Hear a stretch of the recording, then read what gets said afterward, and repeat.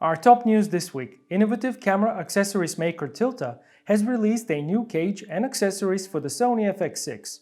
Tilta are known for their comprehensive set of camera accessories, and the Tilta cage for the FX6 is no different. The Tilta cage wraps around the FX6, providing additional mounting points for accessories, as well as extra protection on set. In addition, the cage system includes a quick-release baseplate with RE rosettes, a top handle, as well as an adjustable top handle arm to accommodate just about any filming style, while still giving users the option to use the original FX6 top handle.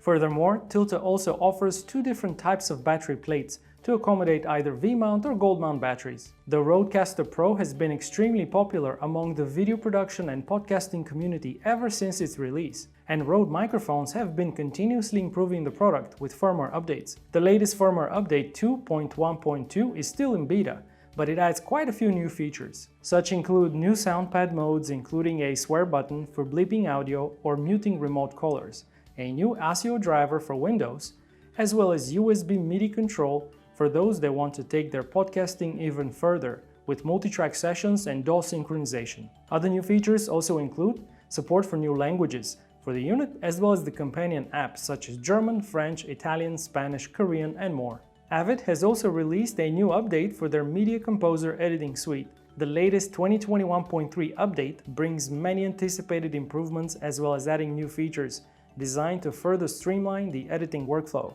With the latest update, it is now easier for editors to create IMF original and supplemental packages for Netflix and other streaming platforms, as well as create more engaging titles. The new bin status bar gives editors a better view of the total number of assets in the bin. Furthermore, users can now also customize the Media Composer interface using two new highlight colors, as well as a new mid-gray skin. And that's it for this week. We'll be back next week with more news in 90 seconds.